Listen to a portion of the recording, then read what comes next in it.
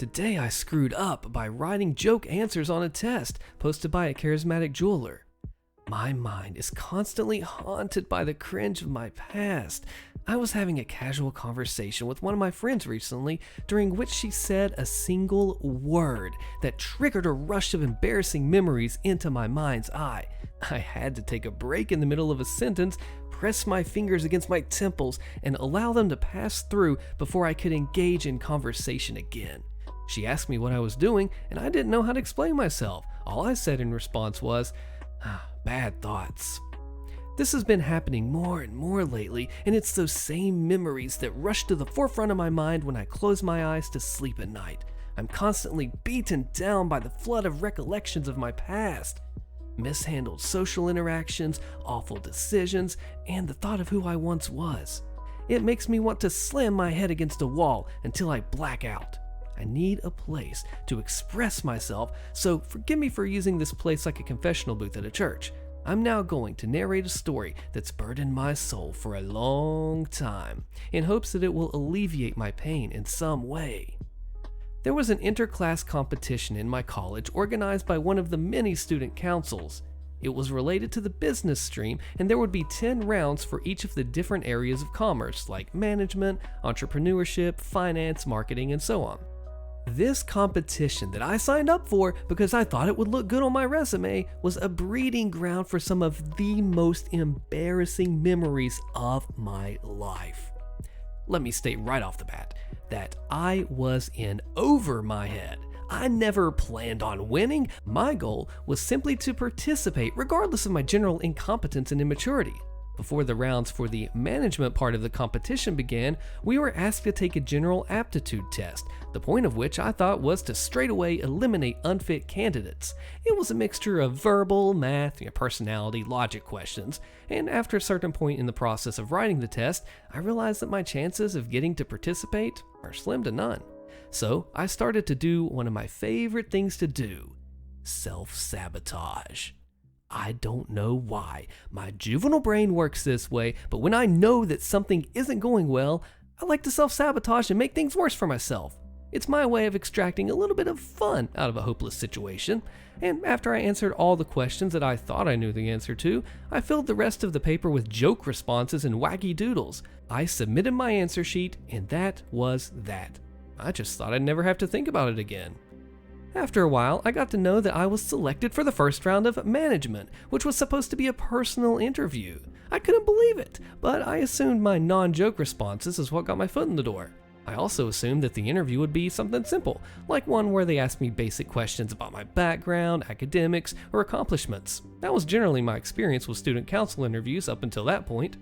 On the day of my interview, when I walked in and sat in front of the 6 interviewers, who were just my seniors in the last year of their undergraduate degree, much to my horror, they took out the answer sheet of the test I wrote. I immediately realized at that point that the whole point of this interview would be to follow up on the answers that I gave on the test that I thought would never come back to bite me in the butt.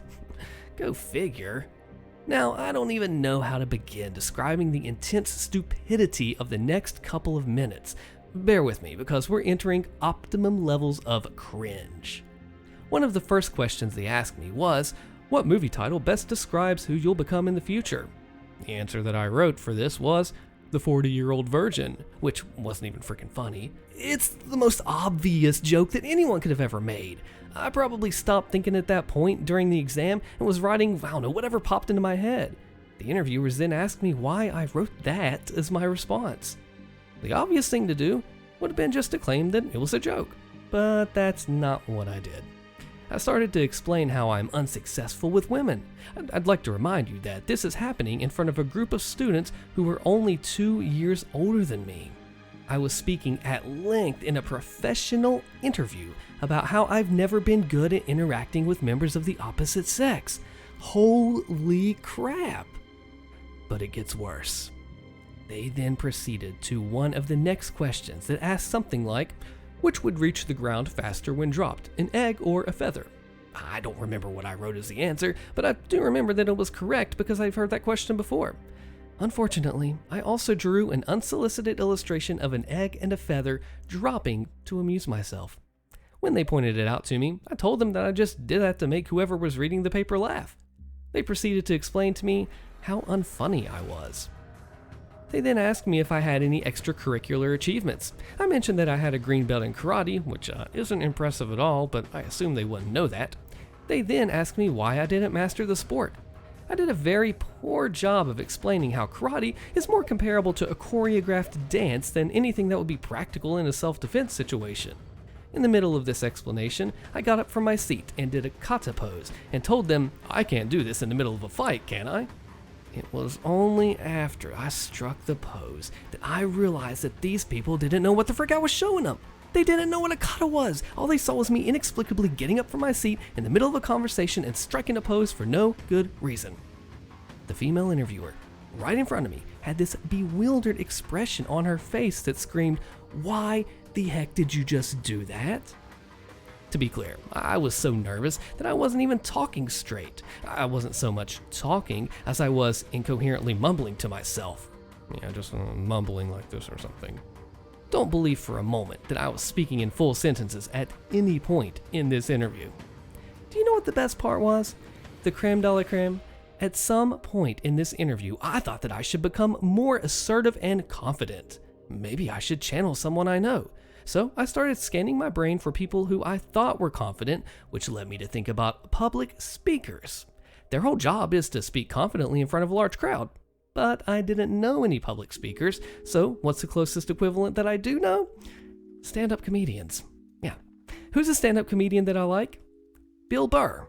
Yeah, Bill Burr, out of all people. So, starting from some random point in the interview, I started to emulate the mannerisms, style of speaking, and body language of Bill freaking Burr. It took way too long to snap out of it and act like myself again. After the interview concluded and I exited the room, I could very clearly hear laughing and one of them saying, "What was that?" I decided to just go home straight away and cry into a pillow. I don't know, man. I don't know about you, but I have some moments that I look back in my past and I'm like, why did I do that? And thankfully, the things that we think about, most people have forgotten about, which is great because nobody remembers our crap and we don't remember theirs. Except this guy, everybody probably remembers what happened to OP here. What a funny story. What do you think? Today, I screwed up by giving myself an allergic reaction, posted by Emotional Theory 7800. Obligatory the mess up happened 2 days ago, but it wasn't until today that I realized what actually happened. 2 days ago, my wife, 33, decided to have her hair dyed due to gray hair strands sticking out. Me, 34 male, being the loving husband that I am and having a hair dyeing box lying around since earlier in the house, offered to dye her hair for her. It was combined with a mini spa day where I spoil her with massage and making her bathing time in the bathtub as relaxing as possible, all as a reward from getting healthy from a common cold where she was sick for almost 2 weeks. Me, having never dyed someone or my own hair for that matter, was both excited but also nervous for doing it for the very first time. Nervous because I was scared, that I might mess her hair up, but I was also excited that if I do it well, then hey, I'll be able to do it more often in the future for her. Dyeing her hair was quite the experience. At first it was difficult due to miscalculating how much hair dye was in the bottle, so in the beginning I was not using as much hair dye as I should have and ended up having to go back and dye the lacking parts of her hair as well, which according to the manual is not wrong. Eventually, I finished dyeing her hair and she was really happy with the results, and that gave me confidence to offer it next time she wanted to get her hair dyed again. Thank you, dear audience, for staying with me for so long, but this is where the actual screw-up happens. The next morning, I wake up with rashes all over my skin. Me, having an unfortunate experience with bed bugs in my youth, believed that the rashes must come from the sofa bed that I sleep in separately from my wife due to different sleeping habits. So here I was, bummed out, thinking we'd need to get the whole apartment sanitized. Later on during the afternoon, I tried to look for signs from bed bugs, but to no avail. I was not able to find any single insect of trace of bed bugs on the bed sofa. But my skin was increasingly getting itchier and itchier throughout the night, and I'd been scratching myself all over. Towards the evening, I decided to have a look at my own body to see the impact of these bed bugs, and I was quite shocked to say the least. There were red patches all over my body, with rashes on all the places I'd scratched myself, even on my face. And that is when the confusion cleared up for me that I might not be dealing with bed bugs, but instead an allergic reaction.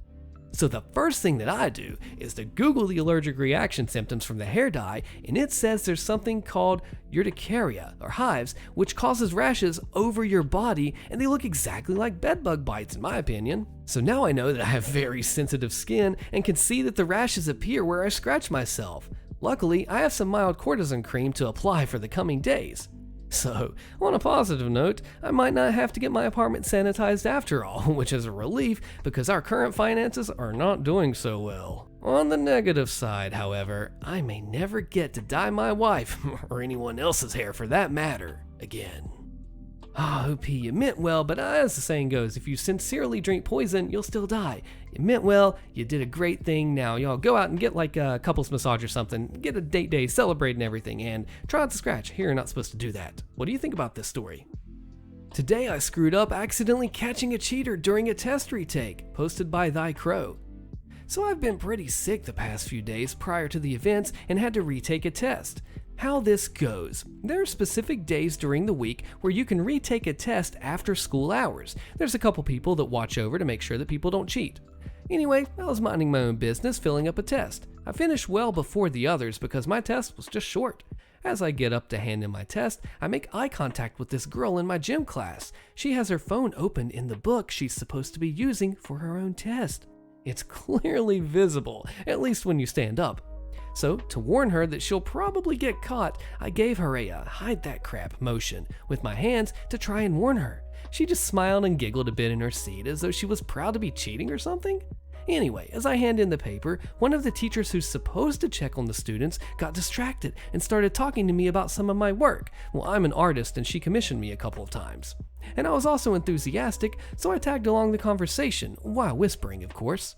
We chatted for maybe about a minute or two, and suddenly the teacher I'm with yelled, "Hey, you!" and points to the girl that's cheating. "I saw you. Give me your papers and leave right now." So I turn around because I'm curious of the situation. The girl that was caught was glaring at me so much. Holy crap. She then yells at me, "You witch!" And honestly, I was surprised, and I kind of went like, huh? The girl gets annoyed at me and yells at me to leave. I didn't want to bother the other students in the class by letting her yell at me, so I left. Now, since I need to wait for a ride to get back home, I waited in the cafeteria. It didn't take long for her to come see me. She started yelling at me, all angry, calling me a witch, telling me to shut up whenever I tried to explain the situation. Well, I thought it was ridiculous, so I started smiling and laughing, which really didn't help my case. I got home and did my homework as usual. The next day, though, I wanted to try and settle things correctly before she starts spreading rumors. She's one of those gossip girls. So I found her in my gym class and tried to talk things through because I expected her to have calmed down by now. Nope. She went all out on me, cussed me out again, didn't let me explain. She got so heated that she ended up punching me in my mouth. I really didn't expect her to become physically agitated, nor have I ever had a punch thrown at me, so I wasn't able to dodge it. Split my lip open. I didn't want to start a fight, so I continued to talk calmly. This time, though, I was pretty agitated myself, so I responded in a passive-aggressive way, mainly to tell her how ridiculous it is to have gotten mad at me for getting caught cheating, and even more for that punch. I mean, she's 17 for freaking sake. I left the class to get my face cleaned up. Fast forward to today, 3 days later. There's been rumors going on around the school for my snitching. A reminder, I didn't, and I've been getting called names since. A broken lip and the reputation of a teacher's pet, all because of a misunderstanding. I just hope it dies down a bit because I really don't want to leave things at that. There is no reason for both of us to hate each other. Oh, school drama. Yeah, it's all about misunderstandings and not knowing the full extent of the situation and the ramifications of it. OP, you're fine. The other person is a sore loser because they got caught. But what do you think? Today I screwed up by quitting my dream job that I worked 3 years to get, posted by the Tarded. I just quit the police academy a few days ago, and I had worked so hard to get there. I quit because I think I was having serious anxiety issues and doubts about my happiness in the job. I was fine until a few weeks ago when I started having very negative thoughts about the job, and then I learned we were going to be CS gassed. Part of the training was slightly hazing in the first few weeks. We were pre-exhausted before being smothered, yes, smothered, not blood-choked, unconscious. It took minutes and it was the most horrific experience of my life. It took me into a primal place into my brain where I felt like an animal and I was not myself anymore. I screamed and clawed and bit one of the instructors. I think this made me very worried about being gassed because it made me terrified of not being able to breathe. I'm 26 and recently married with no children. My wife has been amazing and supported me through whatever I've decided to do. I think that my stress and worry is rubbing off on and affecting her though. I'm stressed because I really have no backup plan. I have enough emergency money to pay rent and food for a few months, and I know that I can get a job and I'm actively searching right now. I'm mainly stressed because I have no idea what the frick I want to do with my life now. I spent the last 3 years working security and going through the process of becoming a police officer. And right now, I just want to get a good career going that pays decent, like $60,000 plus preferred, to live comfortably. I have an Associate's of General Arts degree, and I was thinking about going into accounting or like some other business major and working my way through school in a normal job. I feel I've let my family and my friends down for giving up on what I thought was my dream. Thank you guys for letting me get this off my chest. I don't want to tell my wife or family my feelings about things now because it'll make me look flaky and weak. I feel ashamed and like a failure. Well, I think OP is not a failure because you want to do something and then you try it out and you realize, hey, maybe this isn't for me. I thought it was, but now that I've actually done it, it's not. It's deeper, it's more nuanced and in depth than the surface level. What do you think? Check out the next video here and subscribe for more stories.